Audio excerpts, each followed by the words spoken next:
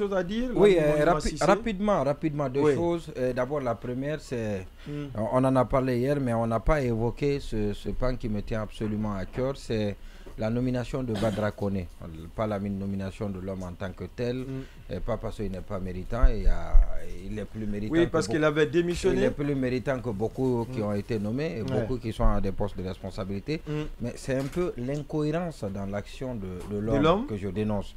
Il avait démissionné en disant, il avait démissionné en disant qu'il ne peut pas continuer dans un exécutif communal dont le mandat est échu. D'accord. Et nous savons, il y a Baïla qui l'a rappelé hier, comment les conditions pour les instruments pour juridiques. Changer, voilà, justement. C'est pas parce que le mandat est échu que l'exécutif communal est illégitime. Et parce que tant qu'il n'y a pas une nouvelle élection pour mettre en place de nouveaux exécutifs communaux, c'est que l'ancien il reste encore légitime et légal. Avec la 8e législature. Absolument. Donc maintenant, alors il a quitté. Alors il accepte d'être le président d'une délégation spéciale. Et là, c'est le comble de l'incohérence. Non, délégation, que ce soit sous une junte ou non, ça aussi, ça a toute sa raison même si c'était autant d'Alpha Condé, il l'a fait. Moi, je parle de délégation spéciale. Délégation spéciale, les conditions dans lesquelles cette délégation spéciale a été mise en place, c'est encore une fois, il l'a rappelé hier, et pour justifier, pour expliquer que la mise en place, elle est illégale du point de vue de la loi. Alors, si vous avez quitté parce qu'il est illégitime, il est illégal, vous ne pouvez pas, si vous êtes cohérent avec vous-même, vous ne pouvez pas accepter d'être le président d'une délégation spéciale. Ça veut dire que parce que Badra Koné était un des vice-présidents et nous savons quel est le rôle des vice-présidents. Vice-maire. Vice-maire plutôt, vice-maire dans les communes. À côté d'un autre jeune très fringant. Voilà, justement. Ismaël Condé. Qui aime tellement s'afficher, qui aime paraître. Qui est dans l'affichage. Donc, qui n'est pas, voilà, il n'a pas de rôle. Il n'a pas de rôle particulier. On lui a pas confié un rôle particulier. Qui aime la lumière. Dans le système de fonctionnement de la mairie de Matam. Il se dit que c'est un gâchis et il faut attirer l'attention de l'opinion nationale sur lui en démissionnant. C'est pour ça que je n'ai jamais commenté. Je n'ai jamais commenté cette décision. Pourtant, on l'a reçu dans cette émission. Il a justifié. Je n'étais pas là. Je suis d'accord. Malheureusement. Heureusement ou malheureusement, je ne sais pas. En tous les cas, vous n'étiez pas là. Voilà, je n'étais pas là. Maintenant, après, il a démissionné, il prend fonction et il est très content de prendre la tête de la délégation spéciale de Matam. Donc, il faut bien, quand on veut être Sonko, il faut être cohérent dans ta démarche. Voilà, il faut refuser beaucoup de choses. C'est ce que non, et même Alpha Condé dans son parcours. C'est l'image que Sonko a renvoyée. C'est l'image que Diomaye Faye a renvoyée. Et c'est la définition même de la cohérence. C'est-à-dire qu'il faut être cohérent avec sa ligne. Avec sa ligne éditoriale. Maintenant, le sujet, l'autre, il est important. Le samedi, ce sera la convention, le congrès. L'assemblée élective du patronat unifié de Guinée. Pourquoi le mot unifié? Oui, parce qu'il y avait 4 patronats. Il y avait APAG de Ismaël Keita. Il y avait CNP de Djiter. Et l'autre CNP de Habib Anne. Et il y avait aussi le patronat qui était dirigé par Nyouma. Madame Nyouma et dont KPC était le vice-président. Donc c'était les patronats les plus représentatifs. Et sinon, il y en avait d'autres qui n'étaient pas assez représentatifs du secteur privé guinéen. Un patronat qui est très attentif au forum Émergence. Oui, qui a signé un partenariat avec le forum Émergence, sans lequel partenariat ça aurait été un peu très compliqué. On ne peut même pas organiser un forum économique dans un pays sans le patronat. C'est bon de rappeler ça. Oui, tu as parfaitement raison. Merci. Et si elle n'est pas pernicieuse, et s'il n'est pas pernicieux, ce rappel-là. Alors, donc, je veux simplement dire que c'est pour biaiser toute l'explication et l'information que je veux donner là, et pourtant elle est très utile, débarrassée de toute subjectivité. Alors donc je veux dire que là, c'est vous qui me jetez en pâture. Ce congrès, non, c'est vous qui l'avez fait en un mot. L'expression suffit pour tout mettre à l'eau, mais ça ne le sera pas.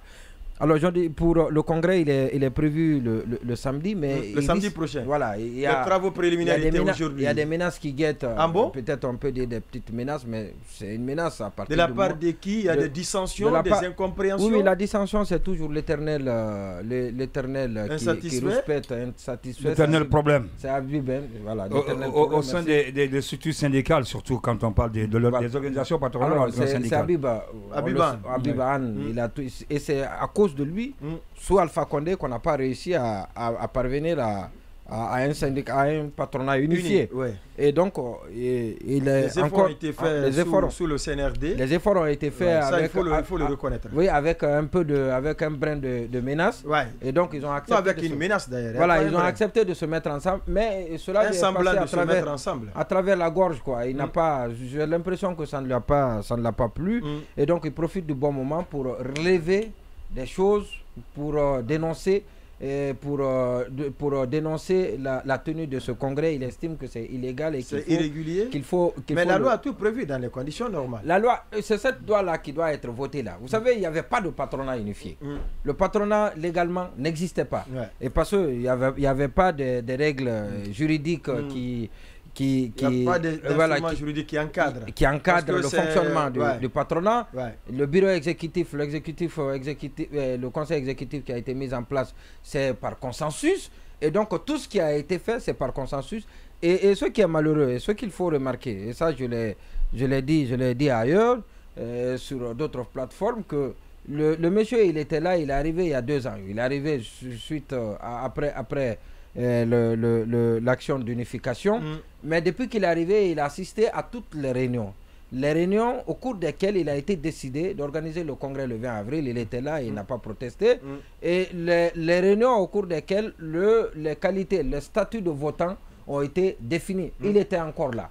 Et donc ça, c'était le mois de mars dernier. Abiban, hein? Oui, le mois de mars dernier. Et c'est à la suite de ça, après, voilà donc. Mais ce qu'on soupçonne... Est-ce que lui seul est capable d'arrêter la machine? Oui, non, en principe il ne peut pas, mais vous savez, force doit rester à la loi. Donc le problème, il est au tribunal de première instance de Mafanko. De Kaloum? De Kaloum, oui, ça doit être de Kaloum.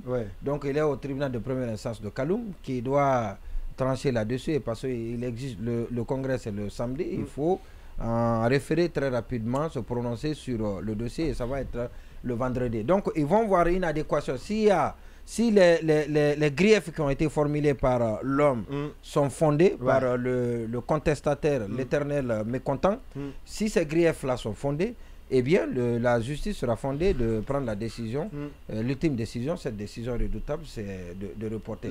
Au cas échéant, la justice va maintenir l'Assemblée, et on sera là encore le lundi pour commenter les propos de Habib Man, qui ne sera pas content, même si la justice, c'est-à-dire que allez-y ailleurs, mais si ce que lui... Non, mais pourvu que la justice ne soit pas sous ordre.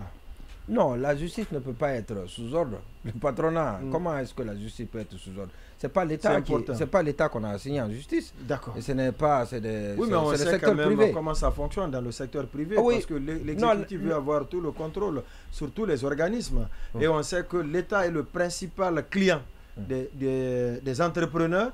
On sait quand l'État, vous l'avez dit tout à l'heure, avec un petit brin de pression ou de menace, tout de suite tout le monde est rentré dans les rangs sous le CNRD. Oui, ça on le sait, on sait comment les choses se passent. Oui, et là... Et vous en savez davantage. On le disait aussi, il ne faut pas insulter la responsabilité de certains juges. Non, ce n'est pas une insulte. Malgré tout ce que, en dépit de ce que vous relevez là, et pour édulcorer encore une fois ce qui doit être, donc il y a des juges qui sont capables de prendre leurs responsabilités et de dire le droit. Le droit, ça je suis d'accord avec vous.